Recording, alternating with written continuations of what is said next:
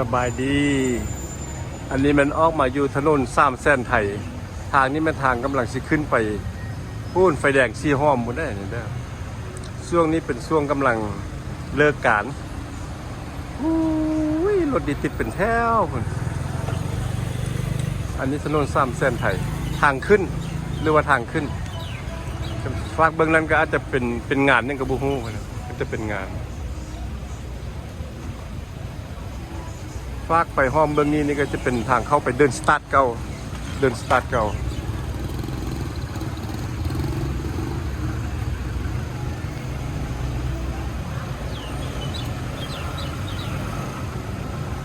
เดินเตะบานมันกำลังก่อสร้างไม่ยังมุกกระโบเลยนะกำลังก่อสร้างใหม่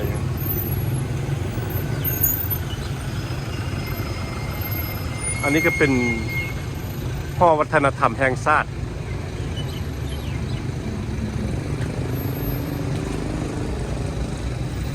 ตรงกันข้ามกับห้อวัฒนธรรมแห่งชาติก็อาจจะเป็นห้อพิพิธภัณฑ์อาจจะไม่เห็นดอกไม่แต่ต้นไม้บังมดทางฝากนั่นเราจะย่างเข้าไปตลาดสีห้อมตลาดมืดสีห้อม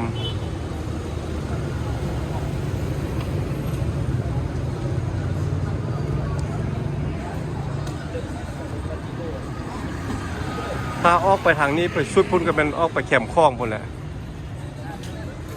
สุดตำพุ่นก็เป็นวัดจีนออกไปต่ำสวัสดิ์จีนแคมป์คลองพุ่นเลย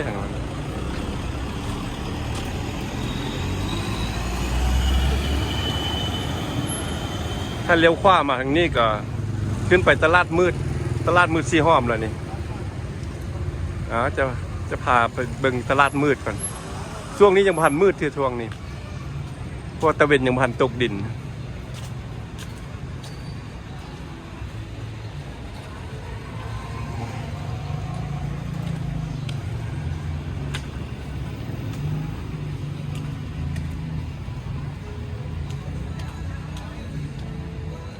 คนก็ยังบ่ทันมาไล่ที่ช่วงนี้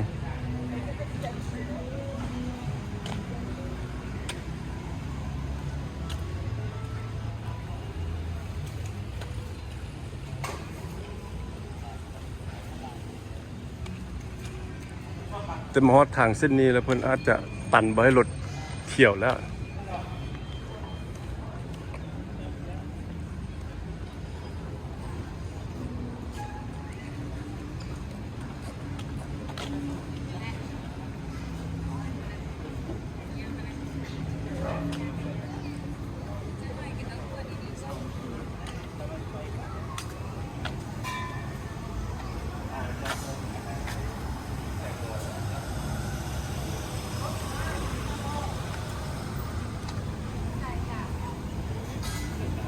ตอนนี้ไปก็มีแต่ค่ายข้องกินแล้วนี่มีแต่ข้องกินซ่องฝากทางนี่จะข้องกินแล้ว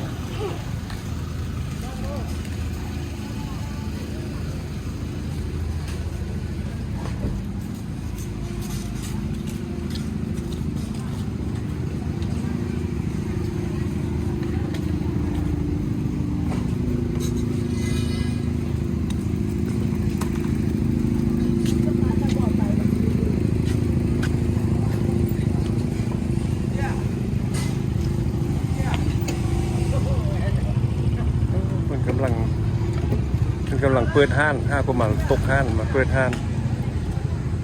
อาหารกันยังพันเริ่มค่ายเชียกำลังมาตั้งห้านใหม่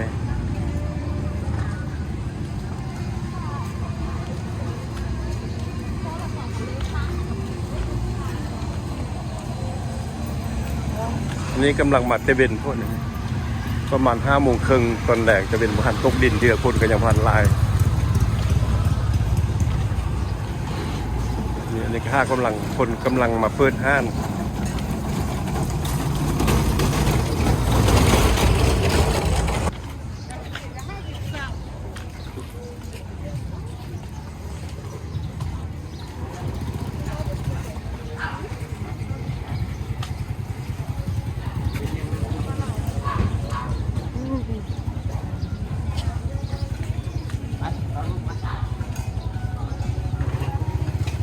อันนี้มันห้อยนั่นนี่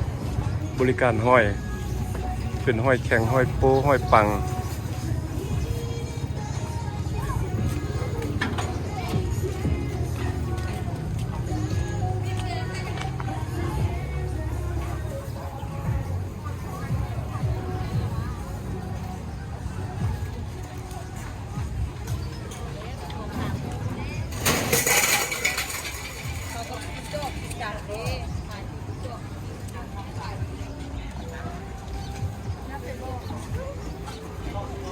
โอ้ทางนี้มันตกแต่งแล้วเรียบร้อยแล้วพร้อมแล้วที่จะขายแล้วทางนี้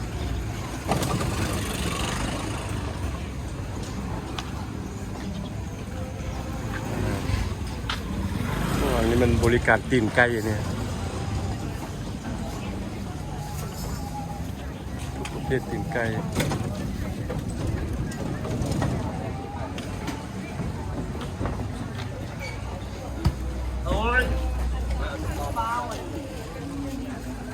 มาฟังนี่มันเป็นโซนอาหารแท้ๆเลยแถวนี้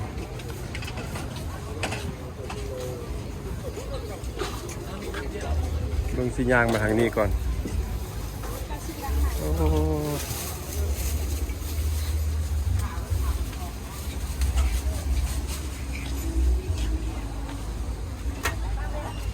บูดบ่ยากแต่อาหารประเภทใดก็มีเบิ่งดูมะเขือนี่ใหญ่เบลอเบล่านี่ปิ้งมะเขือนี่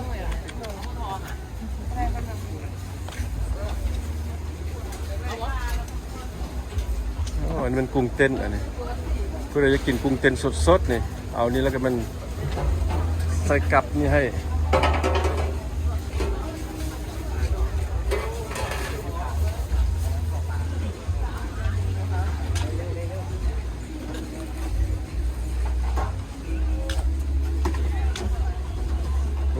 อันนี้มันปิ้งข่าไก่ตัวนี้เ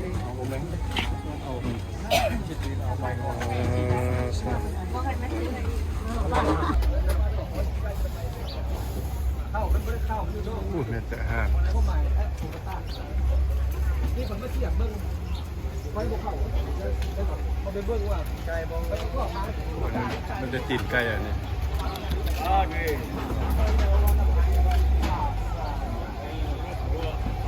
ประเภทใดก็มีมัดอาหารเนี่ย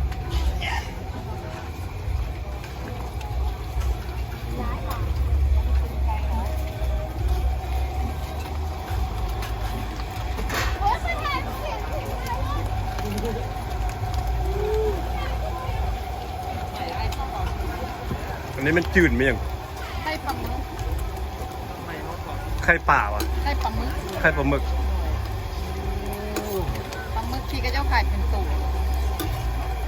ไข่ปลาหมึกไข่เดี๋ยวใดแต่นี้กับ180,000ไข่เนาะนี่เนาะก็นั่นแล้วก็ไม่เคยเห็นในเครือเลยไส้นั่นเจียวซีฟู้ดนัดหน้า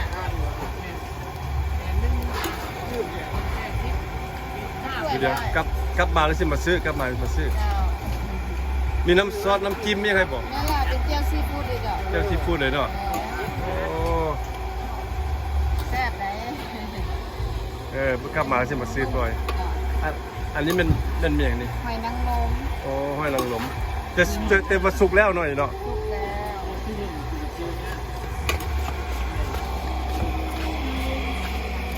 โอ้อันนี้น่าสนใจเลยมันเป็นห้อยปิ้งเนี่ยปิ้งห้อยขี้ห้อยปิ้งห้อยปิ้งตับเข้ามาทางนี้ก็เป็นอาหารทะเลเด้ออาหารเป็นอาหารบุฟเฟ่กินได้ตามใจเด้อนี่เด้อแต่ว่าจ่ายผู้หนึ่ง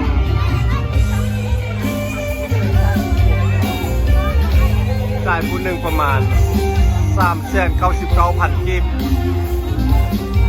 กินได้ตามใจชอบโลดอันนี้แม่นเมื่อไรเนี่ยนะ1 ปู1 ปลา1 กุ้งเพิ่นบริการอยู่นี่โลดนี่ซื้อแล้วก็ไปนั่งกินอยู่พุ่นโลดแล้วนี่1 ปูอ่ะเนี่ยนี่มันต้มปู1 ปู 1 กุ้งต้มกุ้ง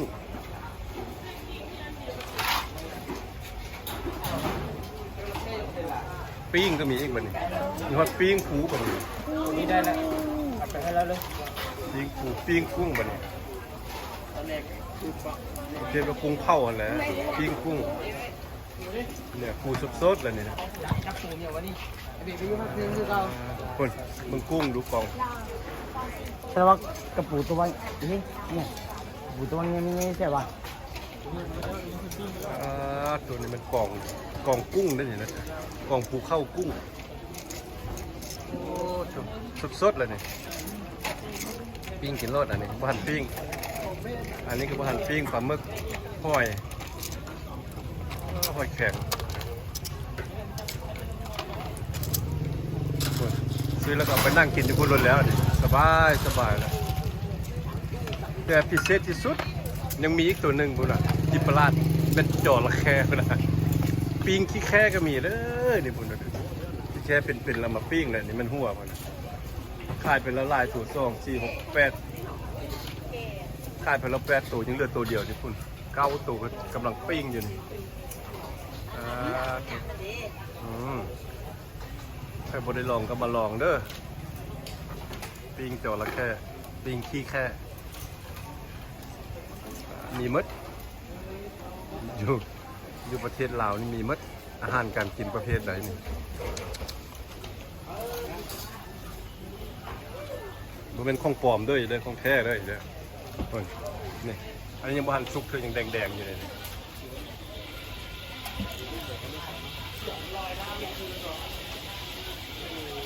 ว้าวแล้วก็ไปนั่งกินอยู่พุ่นแล้วบัดนี้แล้วเป็นห้านให้ได้นั่งกินสบายอันนี้ก็เป็นทางอ้อมไปพุ่นอาหารตลาดมืดกลางคืนมาแล้วแต่ยังบ้านทันมืดเท่ามือนี้แต่ว่าขันมาทางนี้ก็ทะลุออกไปวัดไฮโซกอันนี้จะเป็นวัดเด้อวัดไฮโซกทะลุออกไปวัดไฮโซกแล้วก็ออกไปทางรองวัดทางเข้มข้องพุ่นแล้วทางหน้าวัดไฮโซกก็จะเป็นองค์ทืออินแปลงพุ่นแล้วอันนี้วัดไฮโซกวัดไฮโซกนี่เพิ่นก็เป็นมองฟากรถจักรวัดไฮโซก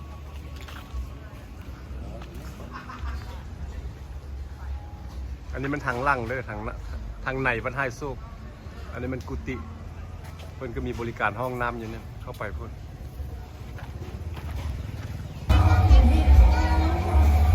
อันนี้เป็นลานทางนอกอันนี้มัน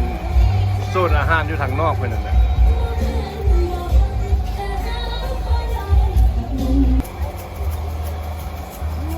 ปิ้งหอยคือน่าแซ่บๆเลย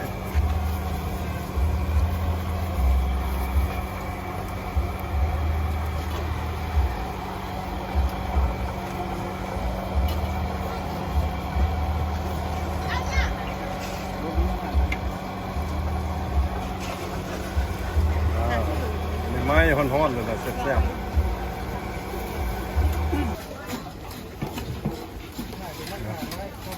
ปิ้งหอยเด้อปิ้งหอย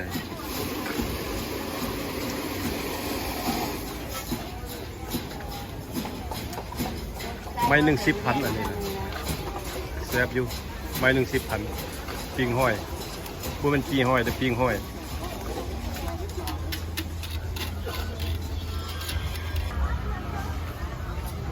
มังม่วงเลยนี่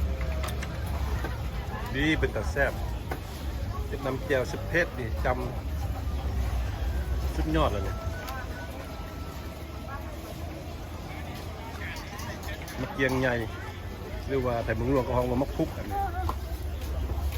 แต่มักไม้อันนี้ทุกประเภทมีมัดบอกให้พร้อมซื้อแล้วก็กินได้โลด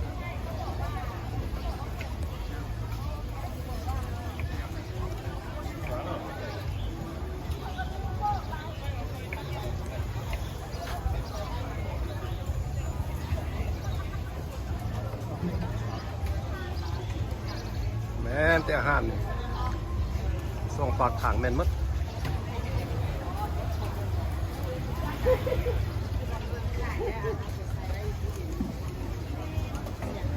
โอ้แล้ว ขึ้นไปสุดคนละทางสุดทางที่ออกไปที่ออกขึ้นไปสุดทางซี่ห้อมคนละนะโอ้อันนี้ก็เป็นกรุงแจน้ำป่าเด้อ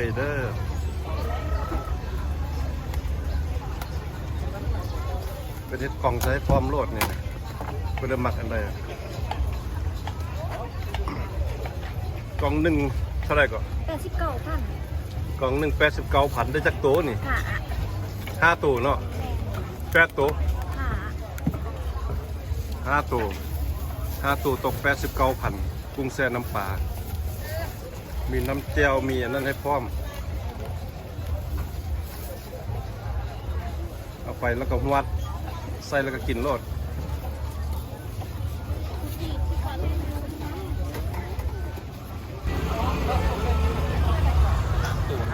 อันนี้ก็เป็นปลาหมึกอิ่วอันนี้นะคนต้นปลาหมึกนี่นะต้น อันนี้2สูง79,000น้ำมันเนื้อหวานมันสูงใหญ่หรือหาจะมาใหม่ๆพอดีเลยเมนละอันนี้จะได้2สูง79อันนี้จะได้ตัวเดียวตัวใหญ่เนาะ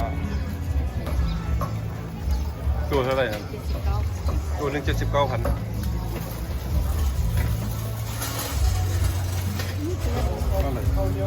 ตัวนี้ว่า79,000โอ้อันนี้ตัวหนึ่ง79,000เลยเพิ่นปิ้งแล้วเพิ่นมาอิ่วแล้วก็เพิ่นใส่ซอสให้พร้อมใส่น้ำจิ้มนี่กำลังปิ้งนี่นะ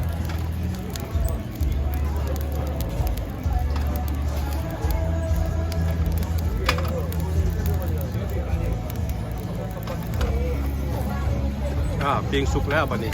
ต้องมาอิ่ว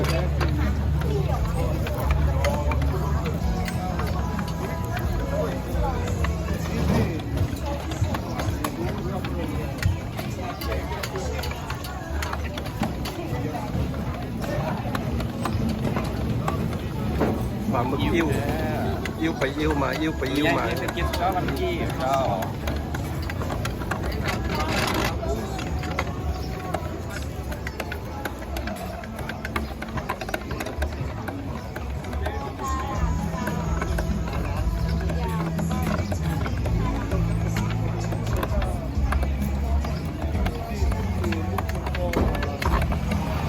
ตัวใหญ่มันจะกินข้าวมันกีบได้เลยเด้อ อิ่วละเอียดที่สุดเลยนะ เอาตัวใหญ่เลยเนาะ79วันกีบเจ้าเดี๋ยวเราถามแป๊บนึงนะ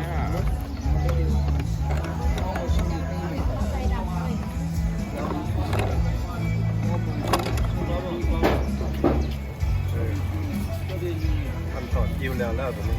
ใส่กล่องให้ต้องมีน้ำซอสวัดหน้าลงไป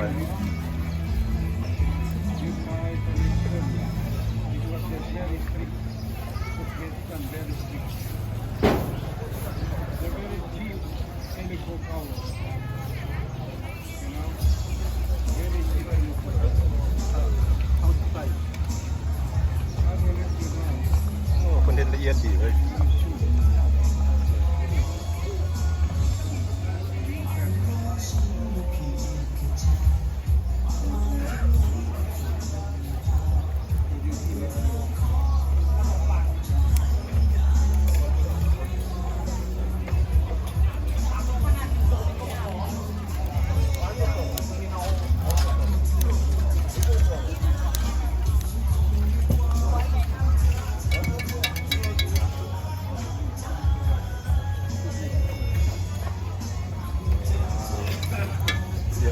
เสร็จสับอันนี้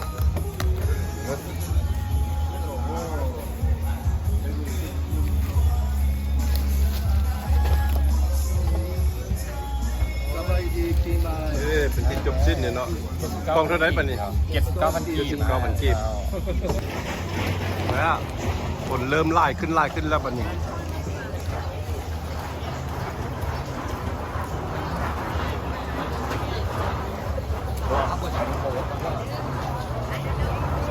โอ้คนกำลังมาเด้อกำลังหน้าแน่นขึ้นละคน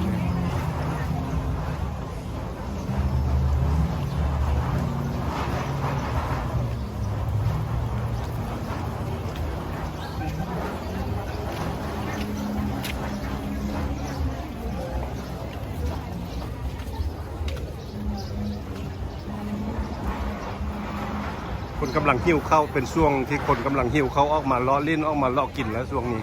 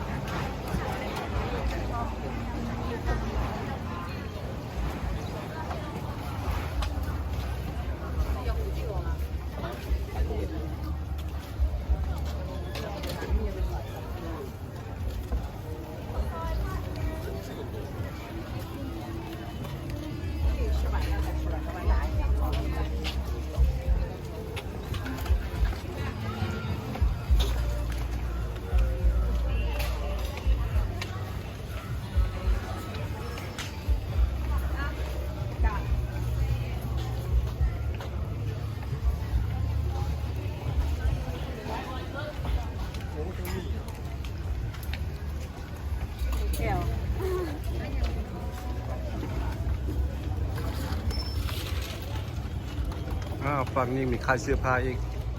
เสื้อผ้ากันยังมีอยู่เด้อนี่เด้อนอกจากอาหารการกินแล้วยังมีเสื้อผ้าแล้วก็โทรศัพท์เคสของโทรศัพท์อีกแบบใดก็มีหมด ขอบใจด้วยลูก แน่น